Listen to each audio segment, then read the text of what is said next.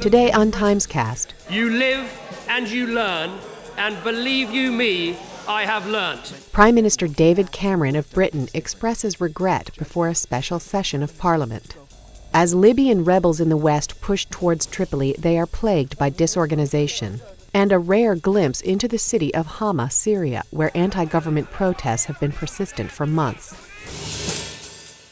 Earlier what I said is I'm extremely sorry and deeply regret the whole furore this has kicked off. Today we're seeing in Parliament an extraordinary debate about phone hacking led by the Prime Minister David Cameron. He cut short his trip to Africa to come back and give at least an appearance of taking charge of a scandal that is engulfing his government as well as the police department and the news media.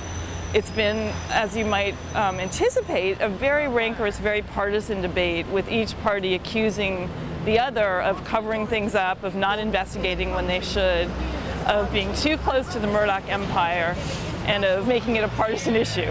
I think the British public are very wise about this. They want us to get on with this. They want us to fix this problem. Frankly, they know that both parties did a lot of sucking up to the media in their time. They absolutely know that. They want us to get on with it, work together and sort it out. The biggest question Cameron is facing now is over his decision to hire Andy Coulson, the former editor of the News of the World, as his chief spokesman in 2009. Coulson had just stepped down from the News of the World over new allegations of phone hacking, and Cameron hired him anyway. The Prime Minister has just said that he had no information that would lead him to believe that Coulson had been involved in phone hacking, and that if it turns out it was true, then Coulson has lied to the police, to him, to Parliament. He's also been asked to account today for his decision to continue having Andy Coulson be his spokesman when he moved into Downing Street as Prime Minister.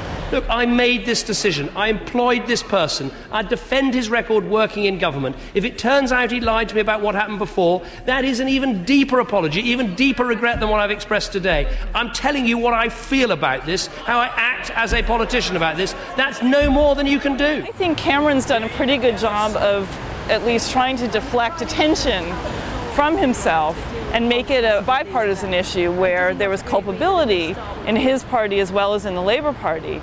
But it does look bad. His judgment is really at issue for his links not only with Andy Coulson, but with executives from News Corporation, including Rebecca Brooks, including Rupert Murdoch, including James Murdoch. He keeps saying also that there was nothing inappropriate about any of his conversations with these people, and that the Labour Party was just as guilty as he was of having these kinds of relationships. The reporter C.J. Chivers is with rebels in western Libya. The mountains in the west of Libya are largely now in control of the anti-opposition fighters trying to overthrow Colonel Muammar al-Gaddafi. So the rank and file is highly motivated and has been growing. It's also a rather disorganized armed movement. They often don't coordinate between each other. I have spent the last few weeks with the rebels at their various frontline positions. We were with the rebels in their counterattack to try to push the Gaddafi fighters out of Kawalish. In this photograph you can see about a half a dozen fighters, and only 3 or 4 of them have rifles. And as we ran up that hill with them, that was the case. Only about half of them were under arms, and the rest were going forward anyhow. The hope they have is that they will scavenge a gun from a fallen Gaddafi soldier. This has been a sore point among the rank and file, and it points to something of a disconnect between the young men, who largely were civilians until just several months ago, who are fighting this war, and some of the former Gaddafi officers who have defected and are guiding the rebel effort. The former Gaddafi officers are rarely seen at the front. They seem to have less experience and not as good a grounding in tactics as you might expect for career officers. And for the rebels to move forward, they're going to need to get their logistics and some of the rather basic elements of leadership in place, or it's going to be a very, very difficult summer and fall. And citizens of Hama, Syria, protest against 4 decades of dictatorship and reckon with a grim past. Over this weekend, photographer Moises Saman and I visited the city of Hama. It's Syria's 4th largest city and has emerged as a flashpoint in the uprising against President Bashar al-Assad. The city bears a special notoriety in the country's recent past. It suffered one of the bloodiest episodes in the modern Middle East in 1982, when the government sought to quell an Islamist revolt by storming the city. Estimates of the dead are 10,000, 20,000, perhaps even more. These days the city is locked in an interregnum between subjugation and liberation. Security forces withdrew from Hama last month after an especially bloody Friday. The government, recognizing Hama's past, seemed wary of igniting more bloodshed. The city itself looks like an urban war zone. There are probably 100 barricades manned in various states of vigilance, built of doors, windows from school buildings, electricity pylons, street lights. There's an unprecedented space inside the city as people, for the first time in their lives, are free to talk.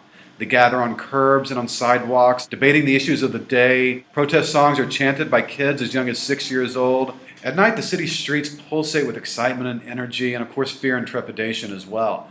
Through the night, youths gather in rooms that feel like a cross between a safe house and a dorm room, piled with sound mixing equipment, big screen TVs, computers, and scanners. There they try to document what they're doing, the protests, the arrests, the deaths, trying to create a record that will last for posterity.